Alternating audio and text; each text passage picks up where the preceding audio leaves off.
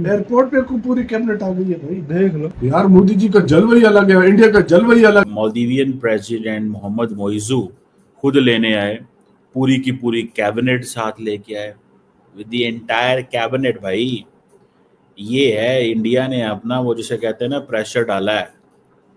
India ने pressure डाला है, कैबिनेट लेके आए हैं और कह रहे हैं कि जनाब हम आपको वेलकम करते हैं 60वीं इंडिपेंडेंस डे पे। मालदीव अपना 60वां जश्न आज़ादी मना रहे हैं और इस जश्न आज़ादी के खूबसूरत मौके के ऊपर अपनी खुशियों को दुबाला करने के लिए उन्होंने नरेंद्र मोदी को रेड कारपेट पे वेलकम किया है, as a chief guest invite किया। हमारे यहाँ ये हमेशा यही समझा जाता है कि जनाब कि हमारे साथ दुनिया के हर जो मुल्क है ना, हमारे साथ बराबरी पे आके डील करे। मतलब हमारी फने खानी जो है ना, हमारी गर्दन का सरिया, हमारी औकात, हमने कोई दुनिया की अपने आप इतनी बड़ी तोप चीज समझ लिया कि चाइना हो, उसके रशियंस हो, आपके अमेरिकन, यूरोपियन, जो भी दुनिया का मुल्क हो, हम कहते हैं हमसे बराबरी की बात करें और एक हफ्ते बाद पैसे मांगने पहुंचे हुए हो। इस साल मालदीव ने इंडिया का दिल जीतने के लिए एक और भी बड़ा कारनामा किया है कि कैटरीना कैफ को मालदीव की ब्रांड एम्बेसडर बनाया। भारत की आबादी बड़ी तेजी से बढ़ी, उन्होंने उसको इकोनॉमिक पावर में तब्दील कर दिया। दुनिया को कहा आप यहाँ फैक्ट्रियां लगाएं, हमें बेचे चीजें, हमारी 1 अरब 1.5 अरब की आबादी आपसे चीज खरीदेगी।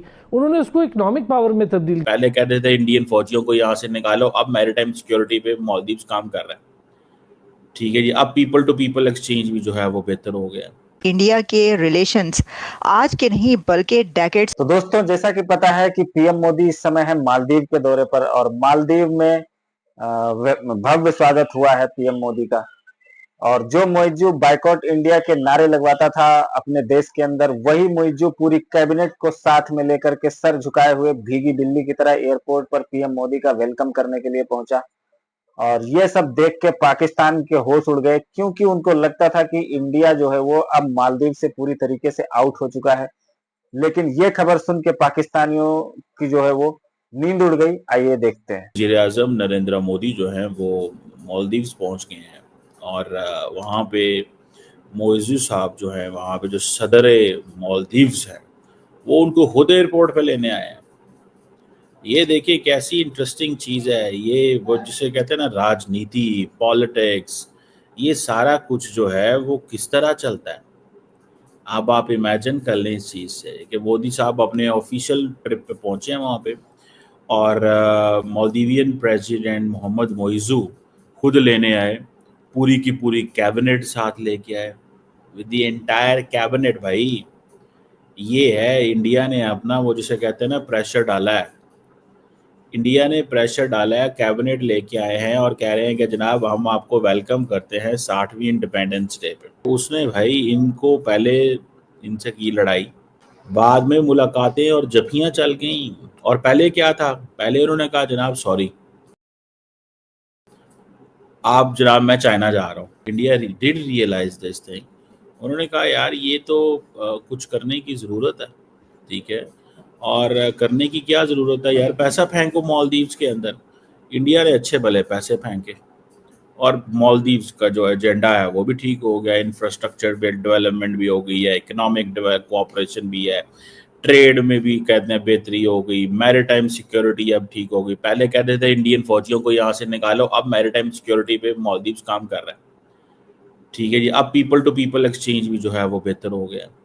और वो जो हम शुरू में सुना करते थे the turbulent India Maldives relations, वो एक जो था एक चीज़ चली और जनाब टूरिज्म पे लड़ाई हो रही है, इस चीज़ पे लड़ाई हो रही है। अब वो चाइनीज़ भी परेशान है।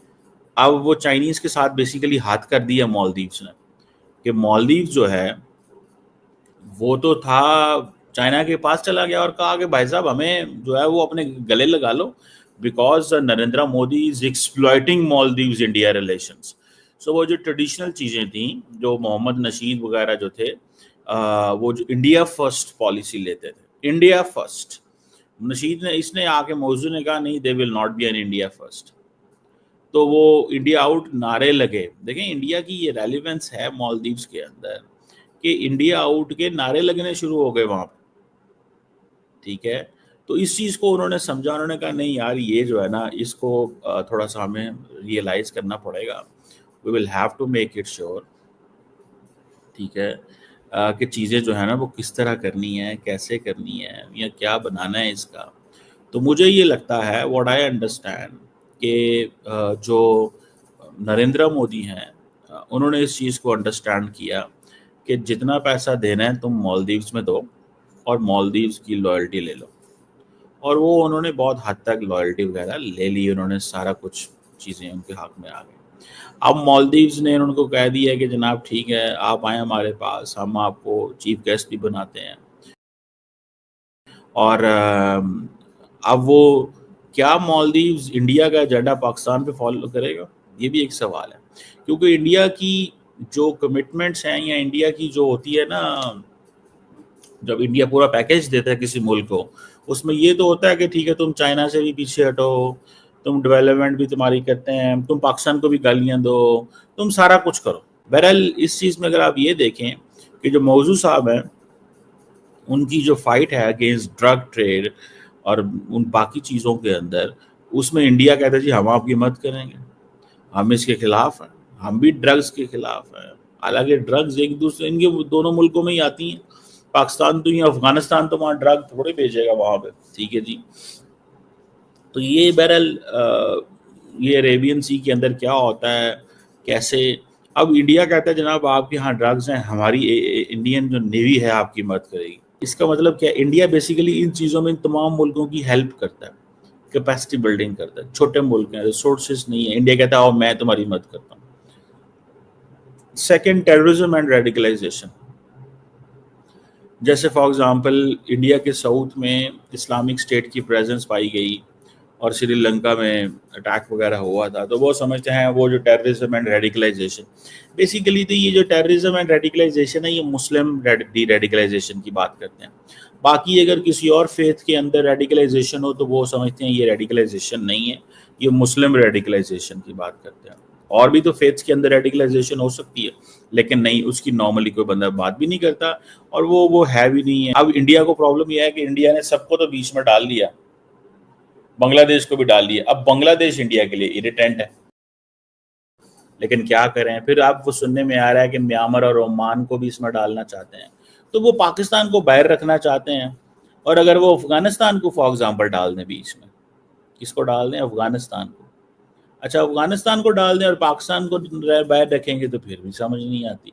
तो पाकिस्तान अफगानिस्तान, तो इंडिया बेसिकली अपने खित्ते के अंदर ताल्लुक, वो अपना असर व रसूख को मजबूत करना चाहता है। इंडिया अपना एक ऑल्टरनेट इंस्टीट्यूशनल मॉडल क्रिएट कर रहा है भाई साहब। ये मॉडल में इंडिया चाहता है कि उसकी डोमिनेंस हो, टका का डोमिनेंस हो, ठीक है। और ये सारे जितने भी छोटे छोटे मुल्क हैं इसके ऊपर इंडिया राज करे, ये सारे मालदीव्स ये वो। अब ये मौजू साहब जो हैं वो खुद आ गए हैं, खुद पहुंच गए हैं जनाब। वो कह रहे हैं कि ठीक है ना जी, वो कह रहे हैं कि मैं आ गया हूँ, मतलब मैं आपको मोदी साहब लेने आ गया हूँ एयरपोर्ट पे, आप तो मेरे बड़ी हैं। दोस्तों इसमें कोई दो राय नहीं है कि मुइज़्ज़ू के आने के बाद में भारत और जो मालदीव है उसके रिश्ते बहुत ज्यादा खराब हो गए थे।